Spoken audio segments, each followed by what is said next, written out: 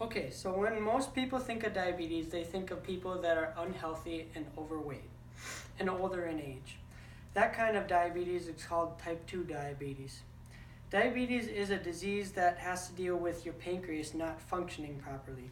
There is another type of diabetes that is very little known about and what I want to inform you about today.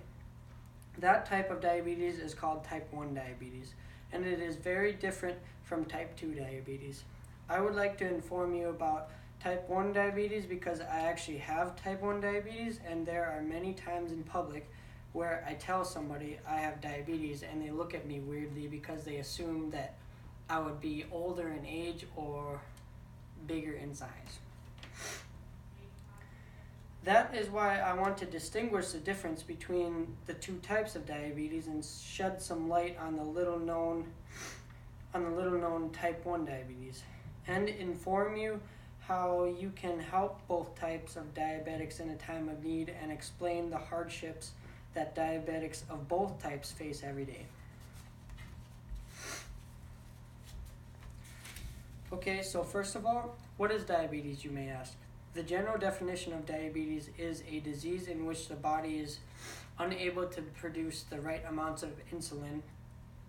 The hormone insulin is impaired, resulting in abnormal metabolism of carbohydrates and elevated levels of glucose in the blood and urine.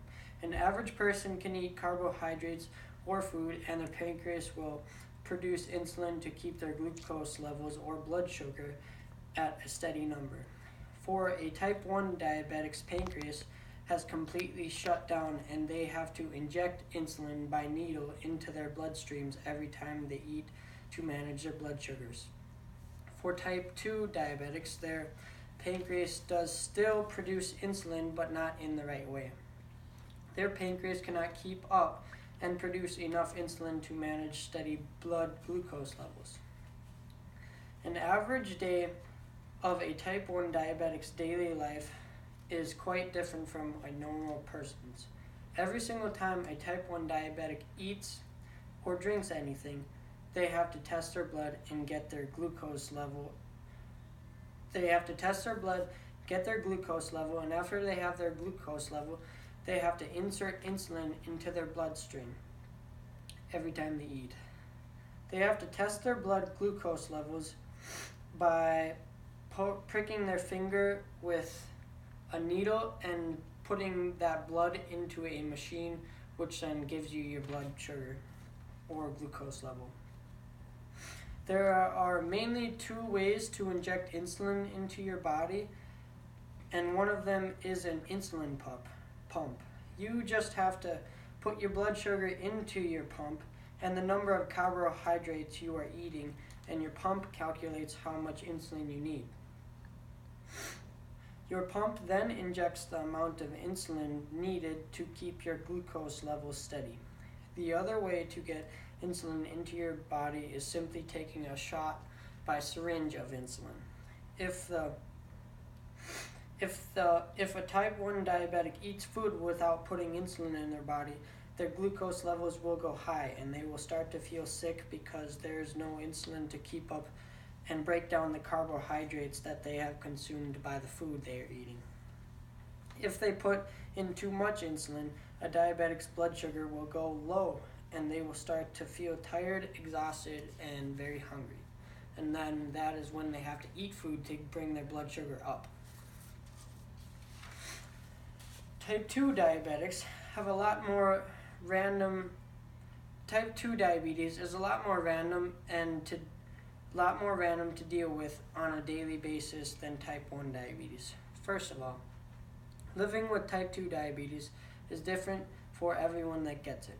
Some type 2 diabetics take medication after they eat to help stabilize and manage their glucose levels. Other people with type 2 diabetes exercise to help control their blood sugar.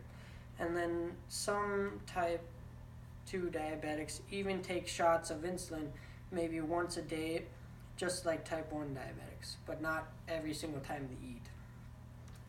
The determination on how someone with type 2 diabetes controls their diabetes is affected by the age of the person and how healthy the person is. Over time, a type 2 diabetic's pancreas can become weaker and more resistant in producing insulin, so they have to take insulin shots as they get older. Lastly, there are many similarities between the two types of diabetes that are quite interesting. Type 1 and type 2 diabetes both have to deal with the pancreas not doing its job of producing insulin correctly within the digestive system. Type 2 isn't as severe as type 1 diabetes because the pancreas still produces insulin, but not in a very consistent way. Another difference is that type 2 diabetes is actually reversible. That means there's actually a cure for it, while there is actually no cure for type 1 diabetes because your pancreas is completely shut down and there's really no use for it. Type 2 diabetes is most commonly found in people that are obese or older in age, while type 1 diabetes is random and anyone can get it, even though you can still get it from your bloodline if one of your ancestors have had it. After listening to this speech, I hope you now have a better understanding of diabetes in general and the two separate types within.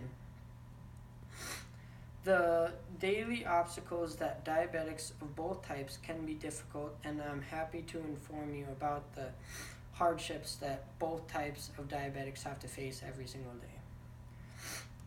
I'm glad that I got to shed some light on both types of diabetes, and I hope that you have learned a lot. Thank you.